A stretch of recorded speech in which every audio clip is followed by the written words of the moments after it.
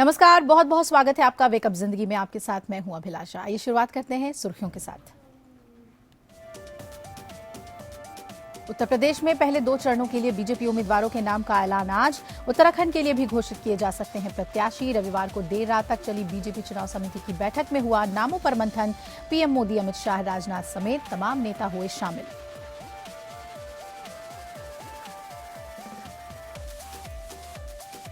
Samajwadi party के लिए आज का दिन काफी अहम। चुनाव आयोग साइकिल चुनाव चिन्ह को लेकर सुना सकता है फैसला। मुलायम और अखिलेश दोनों गुटों ने किया है साइकिल पर दावा। यूपी में 17 जनवरी को शुरू होना है पहले चरण का नामांकन।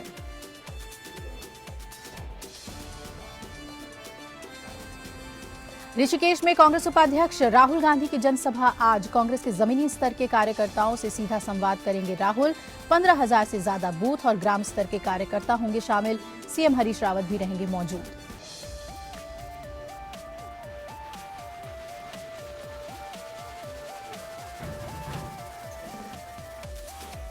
वित्त मंत्री अरुण जेटली के नेतृत्व वाली जीएसटी काउंसिल की 9वीं बैठक आज एक बार फिर होगी। जीएसटी प्रशासन के लिए केंद्र और राज्यों के बीच जारी गतिरोध को तोड़ने की कोशिश। केंद्र सरकार हर हाल में 1 अप्रैल से लागू करना चाहती है जीएसटी।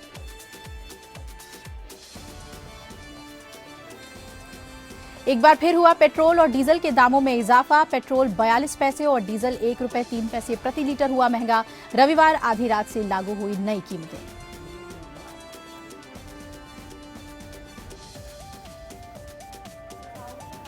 और विराट कोहली ने किया वनडे क्रिकेट में कप्तानी का धमाकेदार आगाज। पुणे वनडे में टीम इंडिया ने इंग्लैंड को 3 विकेट से दी मात। 49वें ओवर में ही पा लिया 351 रनों का लक्ष्य। कोहली और केदार जाधव ने जमाया शतक। भारत सीरीज में 1-0 से आगे।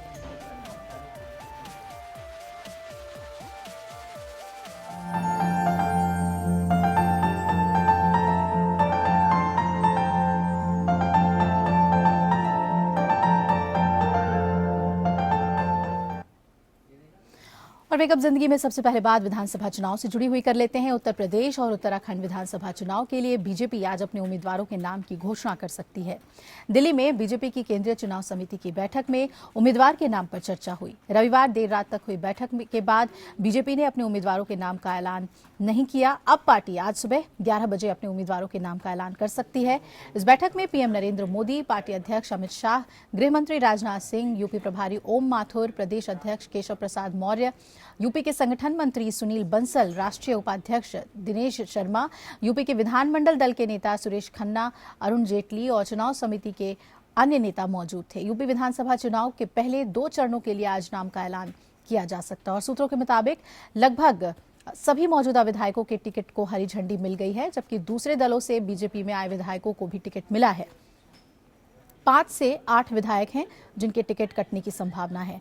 बैठक में उत्तराखंड के प्रत्याशियों के नाम पर भी चर्चा हुई और सूत्रों के मुताबिक उत्तराखंड के सभी 70 सीटों के लिए उम्मीदवारों के नाम लगभग तय हो चुके हैं और इनका ऐलान भी आज किया जा सकता है। बीजेपी की केंद्रीय चुनाव समिति की दूसरी बैठक बुधवार को होगी और उसमें ज्यादातर उम्मीदवार घोषित कर दिए जाएंगे। उत्तर प्रदेश विधानसभा के लिए 7 चरणों में चुनाव होगा जो 11 फरवरी से शुरू होगा। वहीं उत्तराखंड में 15 फरवरी से चुनाव होना है।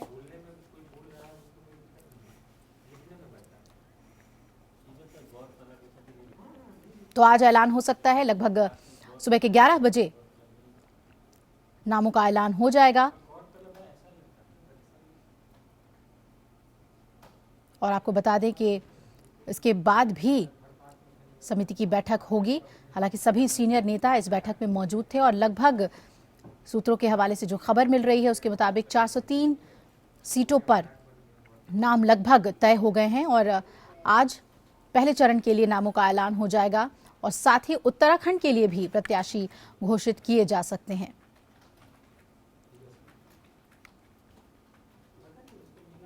नामों को फाइनलाइज करने के दौरान सभी सीनियर नेता मौजूद थे और विक्रम हमारे सहयोगी जुड़ रहे हैं इस पर ज्यादा अपडेट के साथ। विक्रम, बेहद अहम है आज का दिन क्योंकि उम्मीदवारों के नाम की घोषणा हो जाएगी बीजेपी की तरफ से। किस तरह से देखें इसे? काफी लोगों को उम्मीदें, खासतौर पे जो विधायक हैं उन्हें।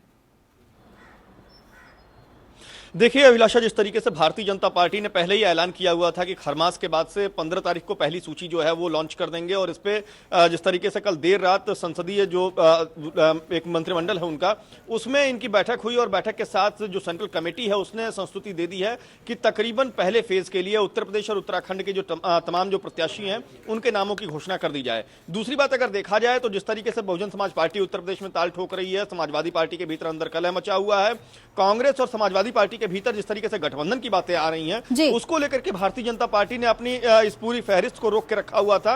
अब ऐसे में जब समाजवादी पार्टी और कांग्रेस के भीतर गठबंधन के आसार साफ साफ नजर आने लगे हैं, तो भारतीय जनता पार्टी ने अपने प्रत्याशियों की सूची का ऐलान करने की एक तरीके से घोषणा, औपचारिक घोषणा अगर कहें तो कर सकती है। दूसरी बात अगर देखा जाए, जिस तरीके से समाजवादी पार्टी के भीतर अंतर्कलह मची हुई है उसको किसी न किसी तरीके से भुनाने के लिए भारतीय जनता पार्टी इस फहरिस्त के साथ, यानी अपने प्रत्याशियों के सूची के ऐलान के साथ अपने घोषणा पत्र का भी ऐलान कर सकती है। इस बात की भी तस्दीक की जा रही है। तो अभिलाषा, बहुत मायनों में एक तरीके से कहा जाए तो एक खास है। दूसरी अगर चीज देखा जाए, सबसे महत्वपूर्ण चीज तो पहला जो फेज का इलेक्शन है वो है पश्चिमी उत्तर प्रदेश में। वहां से संगीत सोम को और राणा को टिकट दिया जा रहा है, उन पर हरी झंडी दी जा रही है। आपको याद होगा बिसाहड़ा कांड में ये लोग विवादित बोल के लिए काफी ज्यादा एक तरीके से सुर्खियां बटोरे हुए थे, तो उनको लेकर के एक तरीके से कहा जा रहा है, अंदर खाने से जो जानकारी मिल रही है कि वहां पर हरी झंडी उनको दी गई है, उनको टिकट दिया जा सकता है। अभिलाषा, बिल्कुल। क्या कुछ खबरें हमारे पास छनकर आ रही हैं विक्रम, किस तरह के प्रत्याशियों को जगह दी जा रही है? हालांकि कहा जा रहा है 8 से 10 ही विधायक हैं जिनके टिकट कट सकते हैं, बाकी सभी को मौका मिलेगा। तो बीजेपी किस प्रोजेक्शन के साथ अपने प्रत्याशियों को टिकट दे रही है? देखिए, भारतीय जनता पार्टी में जो उच्च पदस्थ नेता हैं उनसे जो हम लोगों की बातचीत हुई, उन्होंने ये इस बात पे साफ तौर पर इनकार किया है कि जिस तरीके से जो बाहरी लोग आए हुए हैं उनको टिकट मिलेगा, इस बात से उन्होंने इनकार किया हुआ। उन्होंने साफ तौर पर कहा कि जितने भी बाहरी लोग आए हैं वो लोग संगठन के साथ मिलकर के काम करेंगे और संगठन को जिताने की कोशिश करेंगे, जो प्रत्याशी होगा उसको जिताने की कोशिश करेंगे। तो निश्चित तौर पर जो बाहरी नेता है, जो बड़े नेता आए हुए, जैसे रीता बहुगुणा जोशी हुई, ब्रजेश पाठक हुए, स्वामी प्रसाद मौर्य हुए, ये तमाम जो बड़े नेता हैं इनको हटा दिया गया है, इनको टिकट नहीं दिया जाएगा। इसके अलावा अगर देखा जाए तो जो छन के खबरें आ रही हैं उसमें साफ तौर पर जाहिर हो रहा है कि जिताऊ कैंडिडेट्स पर बोली लगाई गई है, जिताऊ कैंडिडेट्स पर दांव लगाए गए हैं कि आने वाले दिनों में, चूंकि ये जो चुनाव है मिशन 2017 का, ये कई मायनों में खास है, क्योंकि पिछले 14 सालों से लगातार जो भारतीय जनता पार्टी है वो बनवास झेल रही है। दूसरी बात, सेंट्रल में गवर्नमेंट चल रही है, सेंट्रल में गवर्नमेंट के साथ मोदी के नाम और मोदी के काम के साथ, और जिस तरीके से तमाम कार्रवाइयां की गई हैं, जैसे नोटबंदी का असर, सर्जिकल स्ट्राइक, इन सबका श्रेय लेने के साथ भारतीय जनता पार्टी की ये पूरी कोशिश है कि आने वाले दिनों में वो चुनाव में उतरेगी तो उसको ज्यादा से ज्यादा सीटें मिलेंगी। बिल्कुल विक्रम, आप बने रहिए हमारे साथ। बेहद अहम जानकारी आपने हमें दी। आज जो 11 बजे के करीब टिकट का ऐलान हो सकता है बीजेपी की तरफ से। इधर उत्तर प्रदेश में सत्तारूढ़ समाजवादी पार्टी के लिए आज काफी अहम दिन है। समाजवादी पार्टी में चुनाव चिन्ह विवाद पर चुनाव आयोग आज अंतरिम आदेश पारित कर सकता है, और ज्यादा संभावना इस बात की जताई जा रही है कि आयोग एसपी के साइकिल चुनाव चिन्ह पर रोक लगा दे। और मुख्य चुनाव आयुक्त नसीम जैदी की अगुवाई में आयोग ने शुक्रवार को दोनों पक्षों की दलीलें सुनी थी और अपना आदेश सुरक्षित रख लिया था। चुनाव आयोग आज इस मामले में आदेश पारित कर सकता है। उत्तर प्रदेश में पहले चरण के चुनाव के लिए नामांकन दाखिल करने की शुरुआत 17 जनवरी यानी कल से ही होने वाली है। राज्य में 7 चरण में विधानसभा चुनाव होने वाले हैं और एसपी सांसद रामगोपाल यादव की ओर से 1 जनवरी को बुलाए गए पार्टी के एक राष्ट्रीय अधिवेशन में मुख्यमंत्री अखिलेश यादव को राष्ट्रीय अध्यक्ष चुन लिए जाने के बाद विवाद पैदा हो गया था और इसी अधिवेशन में मुलायम सिंह यादव को अध्यक्ष पद से हटाकर संरक्षक घोषित किया गया था। मुलायम ने इस कदम का विरोध करते हुए आयोग का रुख किया और बताया कि वो अब भी पार्टी के अध्यक्ष हैं और चुनाव चिन्ह उन्हीं के खेमे के पास रहना चाहिए। और विक्रम मेरे सहयोगी हमारे साथ जुड़े हुए हैं। विक्रम, आज का दिन हर लिहाज से अहम रहने वाला है क्योंकि आज फैसला सुनाएगा चुनाव चिन्ह को लेकर चुनाव आयोग। क्या लग रहा है, फ्रीज हो जाएगी साइकिल या फिर किसी न किसी एक खेमे के पास जाने की भी संभावना है? देखिए अभिलाषा, अगर संवैधानिक मामलों के बारे में अगर बात किया जाए तो ये चुनाव चिन्ह फ्रीज तो नहीं होना चाहिए और फ्रीज नहीं होने के साथ साथ ये चुनाव चिन्ह मुलायम सिंह यादव के पास ही रहना चाहिए।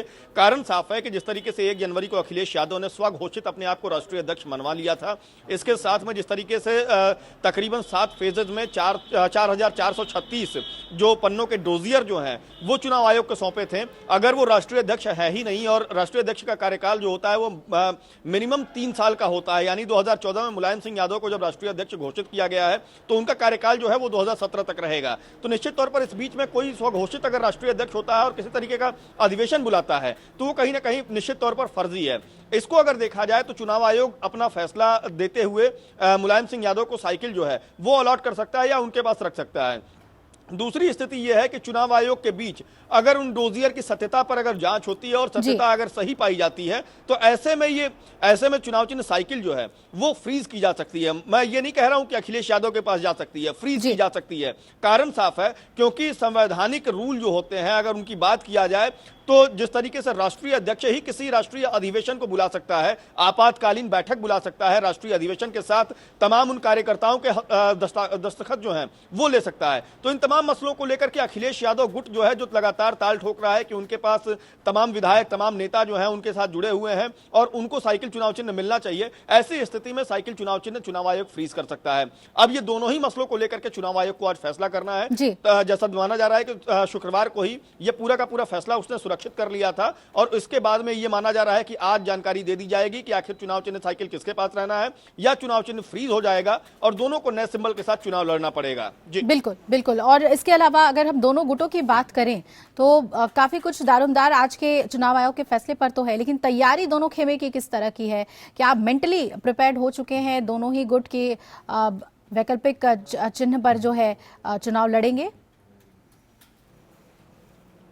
देखिए अभिलाषा, अगर परसों की अगर मुलाकात की बात की जाए मुलायम सिंह यादव की तो इस तरीके से सुनील सिंह जो राष्ट्रीय लोकदल के जो अध्यक्ष हैं उनसे जिस तरीके से मुलाकात कर रहे थे, चुनाव चिन्ह बरगद को लेकर के ये कयास भी लगाए जा रहे थे, तो ये तमाम ऐसी चीजें हैं जिसको लेकर के कहीं ना कहीं जानकारी ली जा रही थी। हल जोतता हुआ किसान मुलायम सिंह यादव एक तरीके से चाहते हैं कि अगर ये पूरी का पूरा मामला अगर साइकिल फ्रीज हो जाती है तो वो सुनील सिंह के साथ बैनर के तले उतर करके चुनाव मैदान में जाएंगे। अखिलेश यादव सजपा के साथ जाने की तैयारी कर रहे हैं, समाजवादी जनता दल पार्टी जो है उसके साथ जाने की तैयारी कर रहे हैं, चुनाव चिन्ह बरगद जो है उसको लेने की तैयारी कर रहे हैं। तो ये तमाम ऐसी चीज, ऐसे कयास लगाए जा रहे हैं कि चुनाव चिन्ह अगर फ्रीज होता है तो दोनों ही नेता अपने अपने लोगों के साथ में मिल करके एक तरीके से गोलबंदी कर चुके हैं, किलेबंदी कर चुके हैं कि अगर ऐसा होता है तो तत्काल प्रत्याशियों की घोषणा की जाएगी और तत्काल चुनावी मैदान में अपने अपने चुनाव चिन्ह के साथ कूद जाया जाएगा। लेकिन सबसे अहम बात यह होगी कि जनता के बीच में यह बताने की सबसे बड़ी मुश्किलात इन लोगों के सामने आएगी कि आखिर किन कारणों से साइकिल फ्रीज हुई और किन कारणों को लेकर के ये दोनों बाप और बेटे दोनों अलग हुए हैं। तो ये तमाम ऐसी चीजें हैं जो आने वाले मिशन 2017 में काफी इंटरेस्टिंग होंगी, काफी दिलचस्प होगा ये देखना। सबसे बड़ी बात इसमें यह भी देखने को मिलेगी कि तमाम जो कार्य सरकार के जरिए, समाजवादी पार्टी के जरिए करवाए गए हैं उसका श्रेय किस तरीके से अखिलेश यादव या मुलायम सिंह यादव लेते हैं, अगर दोनों ही अलग अलग चुनाव चिन्ह के साथ एक बिल्कुल विक्रम, आप बने रहिए हमारे साथ। बेहद अहम जानकारी आपने हमें दी है। आज चुनाव आयोग अपना फैसला सुना देगा और तय हो जाएगा भविष्य की क्या साइकिल चिन्ह किसी एक खेमे को मिलेगी या फिर फ्रीज हो जाएगी। इधर रविवार को अपने 61वें जन्मदिन पर बीएसपी सुप्रीमो मायावती ने तमाम विरोधियों पर जमकर निशाना साधा और कहा कि अखिलेश राज में यूपी में कानून व्यवस्था की धज्जियां उड़ गई हैं, जिससे जनता त्रस्त है। वहीं अखिलेश से गठबंधन की पहल को लेकर उन्होंने कांग्रेस को भी आड़े हाथों लिया। मायावती ने पीएम मोदी पर नोटबंदी को लेकर जोरदार हमले किए। जन्मदिन बाबा साहब डॉक्टर भीमराव अंबेडकर एवं मान्यवर श्री कांशीराम जी आदि के सोच व मूवमेंट को ध्यान में रखकर ही इसे विभिन्न स्तर पर जन कल्याणकारी दिवस के रूप में, पीपल्स वेलफेयर डे के रूप में मनाते हैं। यूपी में लागू चुनावी आचार संहिता के बीच अपने 61वें जन्मदिन पर मायावती ने बीएसपी को सादगी की मिसाल से जोड़ा और फिर विरोधियों पर टूट पड़ी। मुख्यमंत्री अखिलेश यादव पर अब तक का सबसे बड़ा हमला बोलते हुए मायावती ने कहा कि मुजफ्फरनगर दंगे, मथुरा कांड और राज्य की ध्वस्त कानून व्यवस्था के लिए सीएम जिम्मेदार हैं। उन्होंने कांग्रेस पर भी ये कहते हुए सवाल उठाया कि क्या ऐसे चेहरे के साथ जुगलबंदी कर वो चुनावों में जाएगी। पूरे प्रदेश में शुरू से ही यहाँ चोरी, डकैती, लूटमार, फिरौती, अपहरण, हत्या, महिलाओं का उत्पीड़न, सरकारी व गैर सरकारी जमीनों पर दबंग लोगों के कब्जे तथा आए दिन हुई सांप्रदायिक वारदातें भी काफी ज्यादा चरम सीमा पर घटित होती रही हैं। वर्तमान सपा सरकार के ऐसे दागी चेहरे के अर्थात अखिलेश के नाम पर इस पार्टी के व इनके गठबंधन दल कांग्रेस पार्टी के लोग भी प्रदेश की जनता से चुनाव में वोट मांग रहे हैं, ऐसे दागी चेहरे के नाम पर। मायावती के निशाने के बाद सीएम अखिलेश के समर्थक उनके बचाव में उतरे। हम लोग जो चुनाव लड़ रहे हैं वो अखिलेश यादव जी ने 5 वर्ष में क्या काम किए हैं, कैसे विकास किया है, कैसे साफ सुथरी राजनीति की है, उसके आधार पर लड़ रहे हैं। और जो पारिवारिक या पार्टी की बातें हैं वो हर दल में होती रहती है। मायावती ने नोटबंदी के लिए केंद्र की मोदी सरकार पर एक बार फिर जोरदार निशाना साधा। उन्होंने कहा कि सरकार ये बताने में नाकाम रही है कि नोटबंदी से अब तक कितना कालाधन बाहर आया है और कितने भ्रष्ट लोग पकड़े गए हैं। मायावती की माने तो नोटबंदी का फैसला यूपी चुनावों को सामने देख कर लिया गया। बीजेपी ने मायावती के आरोपों को सिरे से नकारा है।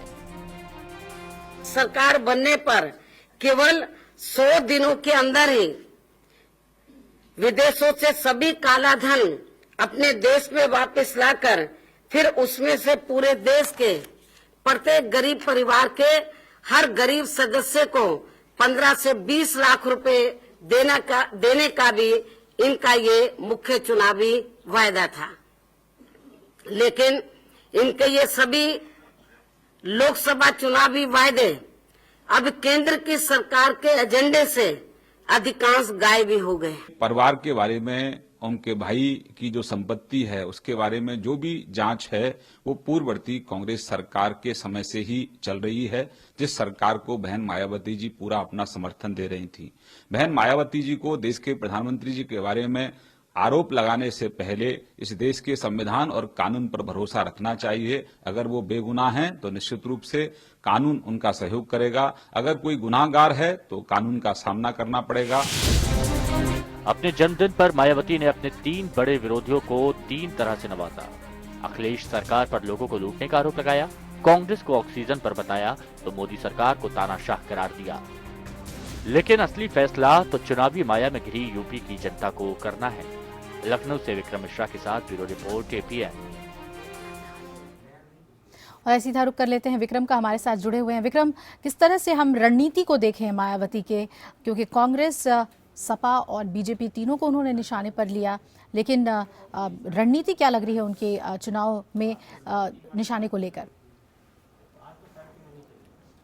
अभिलाषा, सबसे महत्वपूर्ण चीज यह है कि पहली बार मायावती ने खुल करके अखिलेश यादव पर हमला किया हुआ है और उन्होंने साफ तौर पर जनता के सामने ये कहा कि वो दागदार हैं और वो बेदाग हैं। यानी मायावती बेदाग हैं और अखिलेश यादव दागदार हैं, क्योंकि उनके ऊपर मुजफ्फरनगर, बिसाहड़ा ऐसे तमाम जो आरोप हैं वो उनके ऊपर लगे हैं। उनके शासनकाल में ऐसी घटनाएं हुई हैं, तो ये सबसे बड़ी घटना है। दूसरी बात अगर देखा जाए तो रणनीतिक तौर पर मायावती काफी ज्यादा मजबूत देखने को मिल रही है। सोशल इंजीनियरिंग के जरिए जिस तरीके से उन्होंने टिकट बांटा, टिकट बांटने के साथ ये भी कोशिश की गई कि जितने भी दलित वोटर्स हैं उनको परसेंटेज को बढ़ाने के लिए, क्योंकि लोकसभा का चुनाव अभी भी उनके दिमाग में है। 2014 में लोकसभा के चुनाव के दौरान जितने भी दलित थे वो कहीं ना कहीं भारतीय जनता पार्टी के खेमे में चले गए थे और 80 में से तकरीबन 73 सीटें जो हैं वो भारतीय जनता पार्टी के पाले में मिल गई थी। तो बसपा ने सीधे तौर पर रणनीति बनाई है कि उन्हें सवर्ण के वोट तो चाहिए ही चाहिए, साथ में जो दलित उनका फैक्ट वोटर जो है उसको किस तरीके से अपने पाले में बनाए रखने के लिए उनके लिए क्या कुछ कर सकते हैं।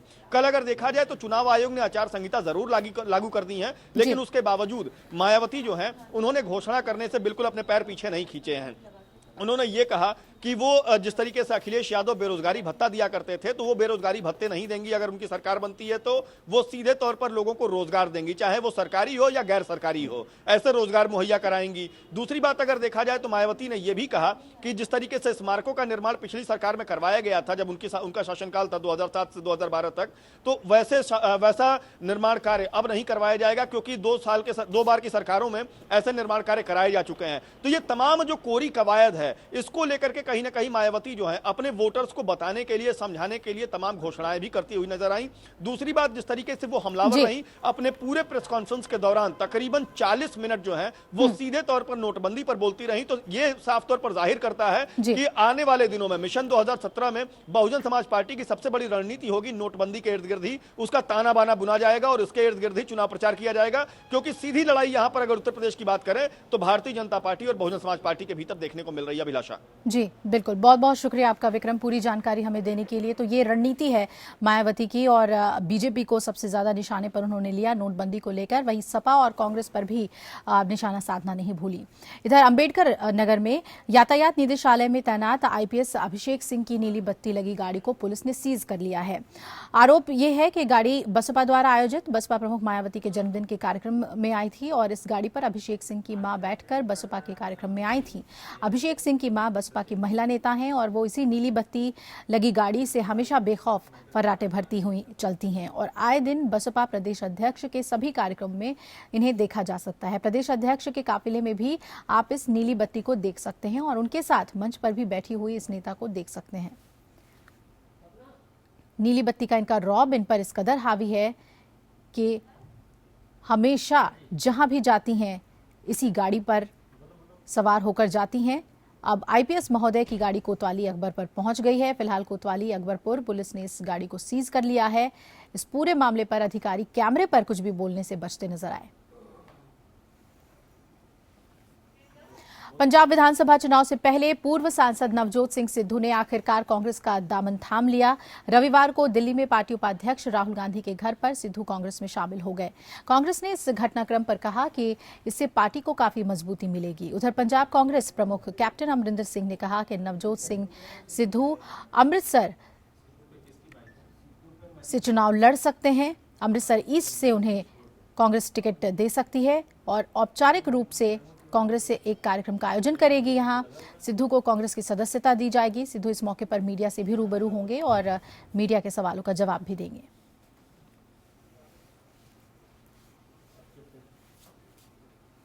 एमएलए होंगे हमारे अमृतसर ईस्ट, उनको सीट मिल रही है।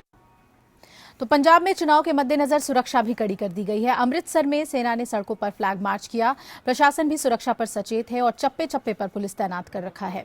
पंजाब में नामांकन पत्र भरने की अंतिम तिथि 18 जनवरी है, जबकि जांच के लिए 19 जनवरी का दिन तय किया गया है। नामांकन वापस लिए जाने की अंतिम तिथि 21 जनवरी होगी, जबकि मतदान 4 फरवरी को करवाया जाएगा।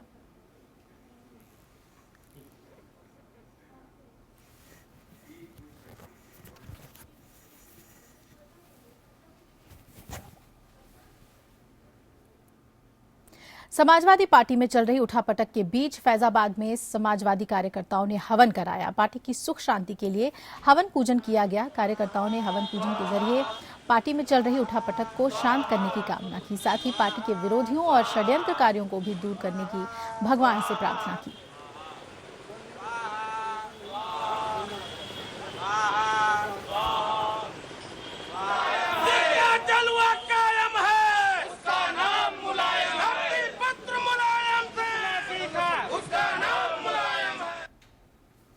और इधर कानपुर में पतंगों की दुकान पर नेताओं की प्रिंट की हुई पतंगें बिक रही हैं। कहीं सपा की योजनाओं का गुणगान करती हुई तो सीएम अखिलेश की पतंगें हैं तो पीएम मोदी की भी, लेकिन बात पतंगों के हवा में उड़ाने और बेचने से कहीं ज्यादा दूर की है। आखिर क्यों, जानने के लिए देखिए ये रिपोर्ट। कानपुर में राजनीतिक दलों ने प्रचार के नए नए तरीके निकाल लिए हैं। दुकानों पर यूपी के सीएम अखिलेश यादव, उनके पिता मुलायम सिंह यादव के साथ ही पीएम मोदी की प्रिंटेड पतंगे बिक रही है। सीएम अखिलेश यादव, उनके पिता मुलायम सिंह यादव की प्रिंटेड पतंगों में अखिलेश सरकार की उपलब्धियों का वर्णन है। लेकिन नोटबंदी से परेशान दुकानदारों में बहार है, खूब खरीदार है, बच्चे खुश हैं, उनकी माएं भी खुश हैं। लेकिन पतंगों की खरीद के साथ साथ खरीदारों का सियासी झुकाव भी दिख रहा है। ये चॉइस की बात है, बच्चों को पतंग से मतलब होता है। हाँ, उनमें अगर राजनेताओं के फोटो होंगे तो लोगों की दिलचस्पी पॉलिटिक्स की तरफ बढ़ जाती है। मोदी जी, अखिलेश जी की और एंग्री बर्ड की। अब ये अखिलेश जी भी हैं और मोदी जी भी हैं, दोनों लोगों के लिए इन लोगों ने, बच्चों ने। बच्चों की पहली पसंद पतंग में कौन सी है? ये तो कौन सी? मोदी जी, मोदी जी। राजनीतिक रंगों में रंगी पतंग बेच रहे दुकानदार कुछ बताने को तैयार नहीं है कि ये पतंगे उन्हें कहां से मिली। लेकिन छानबीन में पता चला कि राजनीतिक दलों से जुड़े हुए लोगों ने अपने अपने दलों के प्रचार के लिए खुद ही दुकानदारों को ये पतंगे मुफ्त में बांटी है।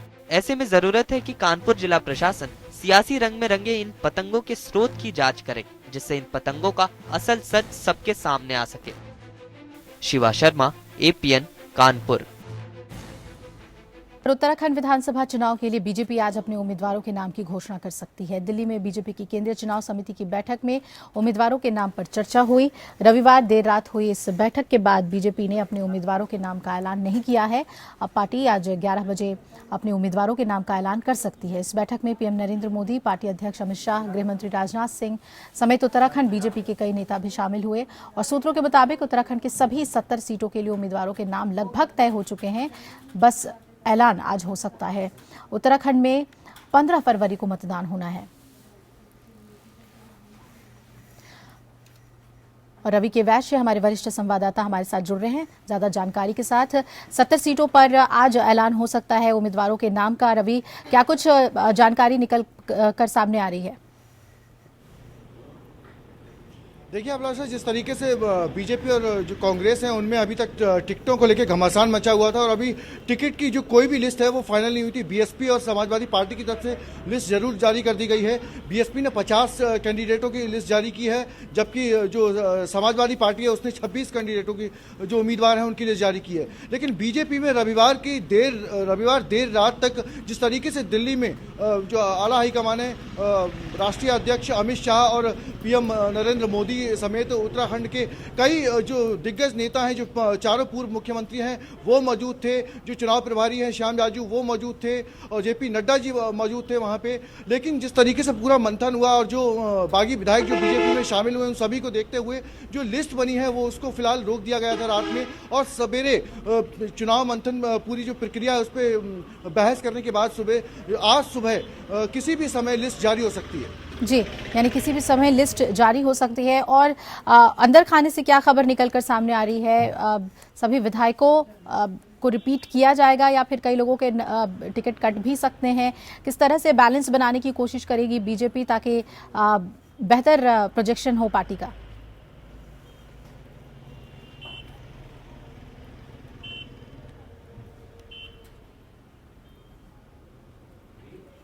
रवि, जानना चाहेंगे आपसे कि क्या विधायकों को रिपीट किया जाएगा या फिर कई लोगों के टिकट कट भी सकते हैं, क्योंकि इस बार बेहद अहम है कि अच्छा प्रोजेक्शन बीजेपी अपना राज्य में कर पाए कैंडिडेट्स के जरिए।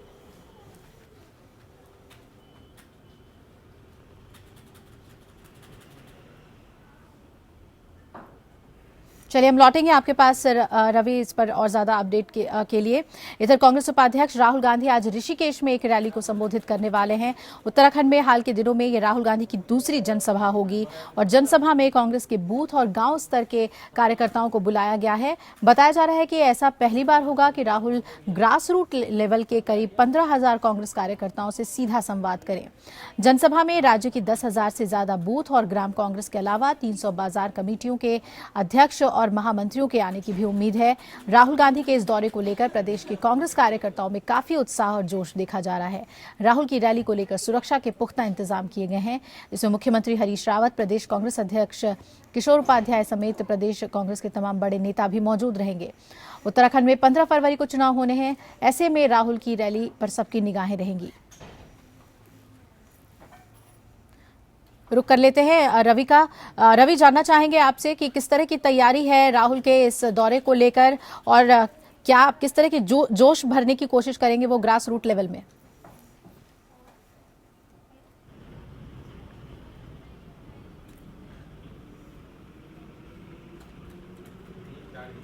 रवि, आप तक आवाज पहुंच रही है?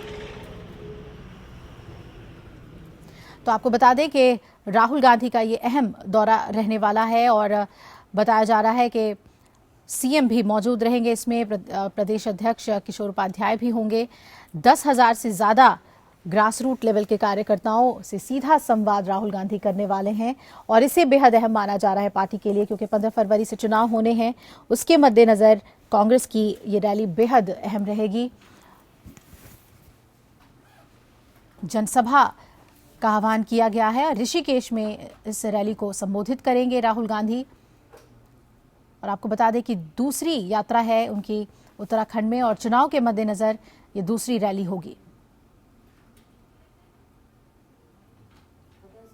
15,000 कांग्रेस कार्यकर्ताओं से सीधा संवाद करेंगे।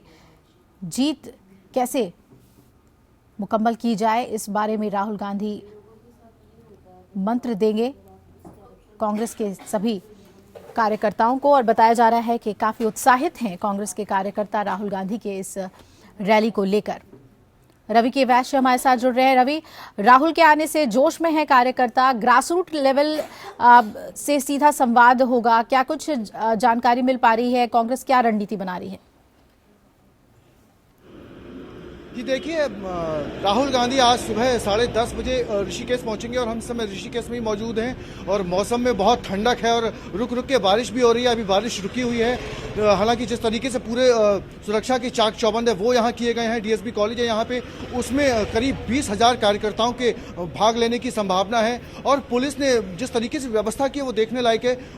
और राहुल गांधी यहाँ पे आने का खास मकसद है कि कार्यकर्ताओं, जो जमीनी स्तर के कार्यकर्ता हैं, जो संगठन से जुड़े कार्यकर्ता हैं, उनमें जोश पैदा करना, क्योंकि जिस तरीके से बीजेपी की अपनी कार्यशैली को अपना रही है उसी तरीके से कांग्रेस भी अपनाना चाहती है। तो कहीं ना कहीं जो राहुल गांधी का एक आने का दौरा है वो बहुत मायने रखता है।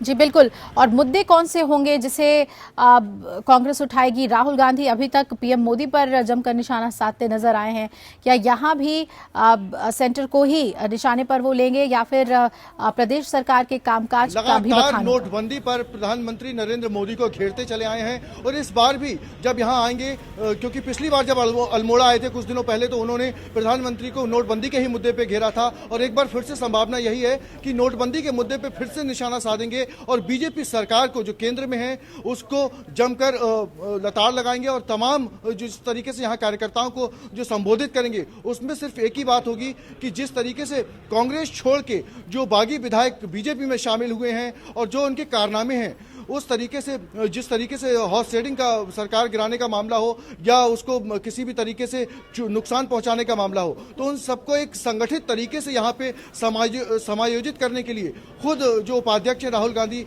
वो आ रहे हैं और संगठन है उसके कार्यकर्ताओं में जोश देखने को मिल रहा है। चलिए रवि, आप नजर बनाए रखेंगे, हम आपके पास लौटेंगे अपडेट के लिए। फिलहाल शुक्रिया आपका पूरी जानकारी हमें देने के लिए। बने रहिएगा आप रवि हमारे पास। हमारे साथ कुछ और अहम खबरें हम देख लेते हैं। समाजवादी पार्टी अब उत्तराखंड से भी चुनाव लड़ेगी और मुलायम सिंह यादव के निर्देश पर शिवपाल यादव ने उत्तराखंड के लिए पहली सूची जारी की है। पहली सूची में 26 प्रत्याशियों के नाम हैं और सूची में देहरादून, चंपावत, बागेश्वर, अल्मोड़ा, चमोली, उधम सिंह नगर, नैनीताल, हरिद्वार, रुड़की से उम्मीदवारों की लिस्ट जारी की गई है।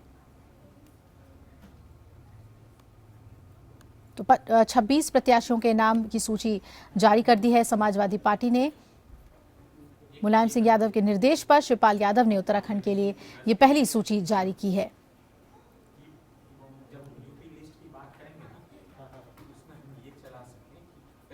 तो उत्तर प्रदेश में चाहे समाजवादी पार्टी में घमासान मचा हो, लेकिन उत्तराखंड में पार्टी उसी साइकिल चिन्ह के अंतर्गत ही चुनाव लड़ने की तैयारी में दिख रही है और 26 प्रत्याशियों के नाम की सूची भी जारी कर दी गई है। मुलायम सिंह यादव के निर्देश पर शिवपाल यादव ने ये लिस्ट जारी की है।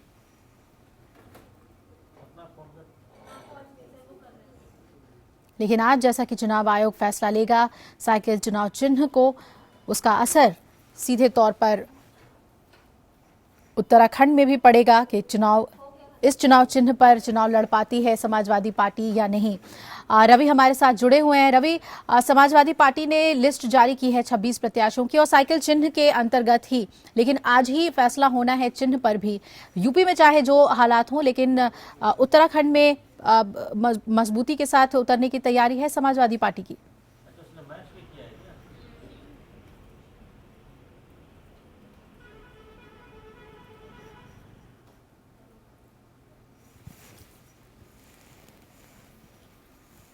तो साइकिल चिन्ह देख सकते हैं आप लेटर पैड पे और सीधे तौर पे 26 प्रत्याशियों के नाम जारी कर दिए गए हैं। इस सूची में मुलायम सिंह यादव के निर्देश पर शिवपाल यादव ने जारी किए हैं 26 प्रत्याशियों के नाम और जहां से ये होंगे देहरादून, चंपावत, बागेश्वर, अल्मोड़ा, चमोली, उधम सिंह नगर, नैनीताल, हरिद्वार और रुड़की, यहाँ का प्रतिनिधित्व ये सभी करेंगे।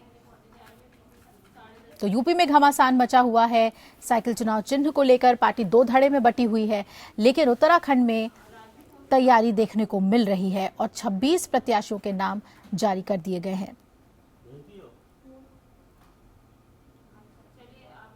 सवाल यह है कि पार्टी की हालत क्या इतनी सुदृढ़ है, मजबूत है उत्तराखंड में कि वो कांग्रेस और बीजेपी सरीखे बड़ी पार्टियों को टक्कर दे सके।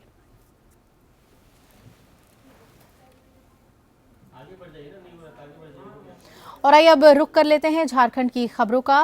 राजधानी रांची से सीधे जुड़ रहे हैं हमारे सहयोगी ज्ञान रंजन। ज्ञान, आपसे जानना चाहेंगे क्या बड़ी खबरें हैं आज?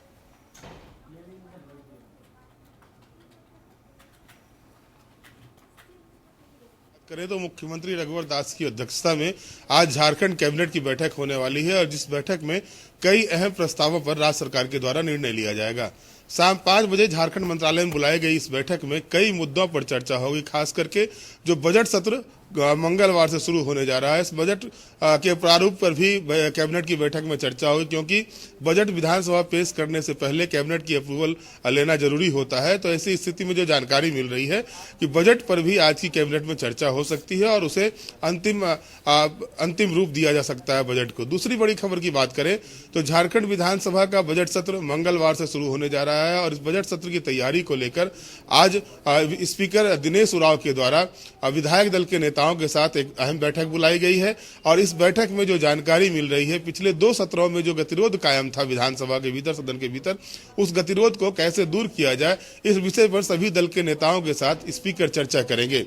जानकारी के अनुसार संसदीय कार्य मंत्री सरजू राय ने पिछले दिनों स्पीकर को पत्र लिखकर ये आग्रह किया था कि जिस तरह से मानसून सत्र और शीतकालीन सत्र में ये देखा गया कि पूरा का पूरा सत्र व्यवधान में पूरा का पूरा सत्र हंगामा के भेंट चढ़ गया था और कोई भी कार्य नहीं हो पाए थे, सिवाय हंगामे के बीच विधेयक पारित कराने के लिए प्रश्नकाल नहीं हो पाए थे। तो ऐसी स्थिति में उन्होंने आग्रह किया था स्पीकर से कि वो सभी दल के नेताओं के साथ बैठक कर ये आश्वस्त करें कि कम से कम प्रश्नकाल जो जनता के से जुड़े हुए विषय होते हैं प्रश्नकाल को चलने दिया जाए और उसके बाद जो भी कार्रवाई भोजनावकाश के बाद जो कार्रवाई होती है उस समय सभी सदस्य अपनी बातों को रखें। इन सारे बिंदुओं पर भी आज स्पीकर दिनेश उरांव विधायक दल के नेताओं के साथ बैठक में चर्चा करेंगे। इसके अलावा स्पीकर ने राज्य सरकार के वरिष्ठ अधिकारियों की एक बैठक।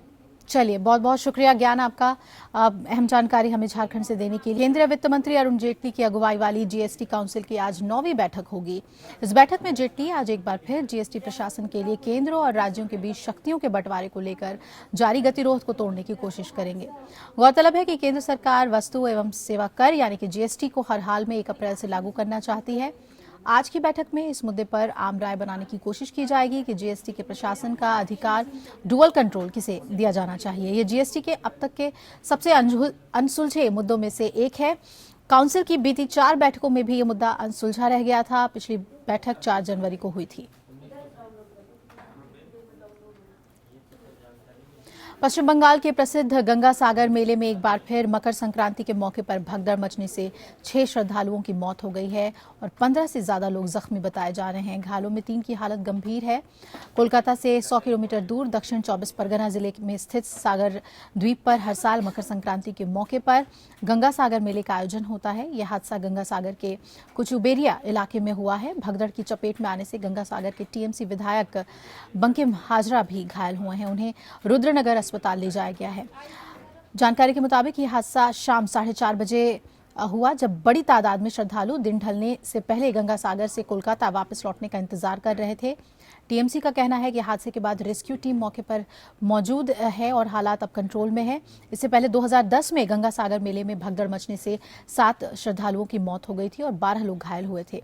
मारे गए लोगों में से 6 महिलाएं और 1 बच्चा था। तब मकर संक्रांति के मौके पर यह भगदड़ उस समय मची थी जब श्रद्धालु स्नान के लिए जाने के लिए एक नाव पर चढ़ने की कोशिश कर रहे थे।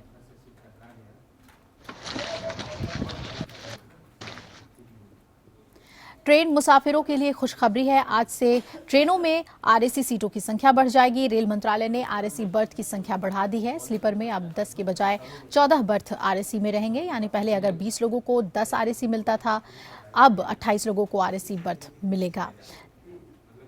थर्ड टियर एसी में अब 4 के बजाय 8 बर्थ आरएसी के होंगे। यानी पहले 8 लोग 4 बर्थ पर जाते थे, तो अब 16 लोग जा पाएंगे। वही 2 टियर एसी में 4 के बजाय 6 बर्थ अब आरएसी के होंगे। आरएसी का मतलब होता है रिजर्वेशन अगेंस्ट कैंसिलेशन, यानी टिकट कैंसिल होने की सूरत में पहला कंफर्म टिकट आरएसी टिकट धारकों को मिलता है।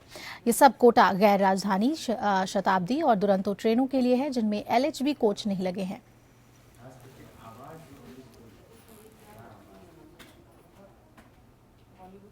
पेट्रोल और डीजल के दामों में एक बार फिर इजाफा कर दिया गया है। पेट्रोल के दाम में 42 पैसे प्रति लीटर और डीजल की कीमतों में ₹1.03 प्रति लीटर का इजाफा हुआ है। ये नई कीमतें रविवार आधी रात से लागू हो गई हैं और बीते 6 हफ्तों में चौथी बार पेट्रोल के दाम बढ़ाए गए हैं। वहीं डीजल की कीमतों में 15 दिन में यह लगातार दूसरी बार इजाफा हुआ है। तेल कंपनियों ने ऐलान किया है कि इस बढ़ोतरी में राज्य सरकार द्वारा लिए जाने वाला टैक्स शामिल नहीं है और वास्तविक बढ़ोतरी इससे ज्यादा की होगी। दिल्ली में वैट जोड़ने के बाद पेट्रोल के लिए प्रति लीटर 53 पैसे ज्यादा चुकाने होंगे और डीजल के लिए ₹1.20 प्रति लीटर ज्यादा।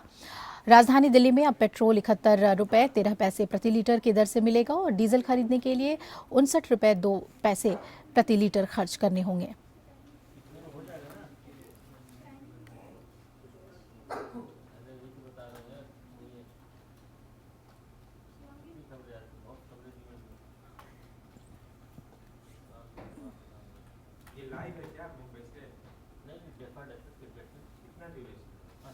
और पेट्रोल डीजल के बढ़े दामों पर मुंबई की जनता का क्या कहना है, आइए जानते हैं।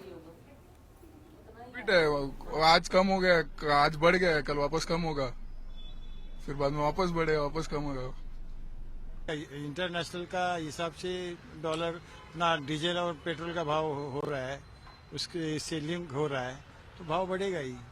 ये जो पेट्रोल का दाम दिन ब दिन बढ़ते जा रहा है, ये मेरे हिसाब से बहुत ही हद से बाहर है। क्रिकेट की बात कर लें, कप्तान विराट कोहली के 27वें रिकॉर्ड शतक और केदार जाधव के धुआंधार शतक की मदद से भारतीय क्रिकेट टीम ने पुणे में खेले गए पहले वनडे मुकाबले में इंग्लैंड के खिलाफ वनडे के सबसे बड़े लक्ष्य का पीछा करते हुए 3 विकेट से शानदार जीत हासिल कर ली। विराट कोहली और केदार जाधव ने ऐतिहासिक पारी खेली कि टीम इंडिया के सामने इंग्लैंड का 351 रनों का विशाल लक्ष्य भी बौना साबित हो गया। 351 रनों के लक्ष्य का पीछा करने उतरी भारतीय टीम की शुरुआत बेहद खराब रही। शिखर धवन और केएल राहुल की ओपनिंग साझेदारी इतनी खराब हुई कि 12 साल पुराना रिकॉर्ड भी टूट गया। भारतीय ओपनिंग जोड़ी ने कुल 9 रन जोड़े और पिछले 12 सालों में ये पहला मौका है जब घरेलू मैदान पर भारतीय ओपनिंग स्टैंड ने 10 से कम रन जोड़े हों। शिखर धवन महज 1 रन बनाकर आउट हुए। इसके बाद केएल राहुल भी ज्यादा देर विराट कोहली का साथ नहीं दे सके और टीम के 24 रन के स्कोर पर खुद 8 रन बनाकर वापस पवेलियन लौट गए। I think it was outstanding. I mean, just to have another guy who's willing to believe that we can win from any situation was, such a boost for me as well to keep pushing.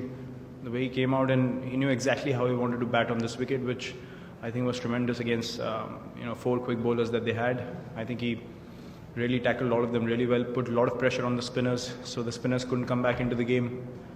I think it was one of the best, calculative innings I've seen. Striking at 150 was outstanding. तो Pune one day में जीत, team India की जीत और इसके मायने पे और ज़्यादा जानकारी के साथ ज्योति हमारे साथ जुड़ रही हैं मुंबई से। ज्योति, क्रिकेट फैंस के लिए आज बेहतरीन दिन, क्योंकि शानदार जीत हासिल की भारतीय टीम ने। जी, महेंद्र सिंह धोनी के रिजाइन देने के बाद बतौर कप्तान विराट कोहली का ये पहला मैच था इंग्लैंड के खिलाफ, जो कि उन्होंने बहुत ही बेहतरीन तरीके से खेला। इंग्लैंड ने 350 रनों का बड़ा स्कोर भारत के खिलाफ खड़ा कर दिया था, जिसे पूरा करना नामुमकिन सा लग रहा था, क्योंकि 64 रनों में 4 विकेट पहले ही गिर चुके थे। लेकिन उसके बाद केदार जाधव और विराट कोहली की पार्टनरशिप में ये मैच बहुत ही शानदार तरीके से जिता दिया। ये 3 मैचों की सीरीज़ है जिसे जीतना भारत के लिए बहुत ही ज़रूरी है, क्योंकि ये 3 मैचों की सीरीज़ के बाद ही भारत सीधे चैंपियंस ट्रॉफी के लिए क्वालिफाई कर जाएगा। इस चैंपियंस ट्रॉफी के लिए 11 बेहतरीन खिलाड़ियों की ज़रूरत पड़ेगी, जो कि कप्तान विराट कोहली को चुनना पड़ेगा इन 3 मैचों की सीरीज़ के दौरान ही। अब देखने वाली बात यह होगी कि ये बेहतरीन 11 खिलाड़ी कौन होंगे। चलिए, बहुत बहुत शुक्रिया ज्योति आपका हमारे साथ जुड़ने के लिए। बॉलीवुड से लेकर हॉलीवुड तक अपने टैलेंट का लोहा मनवाने वाली एक्ट्रेस प्रियंका चोपड़ा क्वांटिको की शूटिंग के दौरान घायल हो गई हैं। FBI drama series Quantico season 2 के एक एक्शन सीन की शूटिंग के दौरान वो स्लिप होकर गिर गई। उनके सिर पर चोट आई है और रिपोर्ट्स के मुताबिक प्रियंका को फौरन हॉस्पिटल ले जाया गया, जहां डॉक्टरों ने इलाज के बाद उन्हें छुट्टी दी। डॉक्टर्स के मुताबिक प्रियंका को मामूली चोट आई है, हालांकि फिर भी डॉक्टर्स ने उन्हें आराम करने की सलाह दी है। माना जा रहा है कि प्रियंका इस वीकेंड के बाद काम पर लौट आएंगी। प्रियंका के साथ हुए हादसे की पुष्टि प्रियंका के स्पोकपर्सन की ओर से भी की गई है।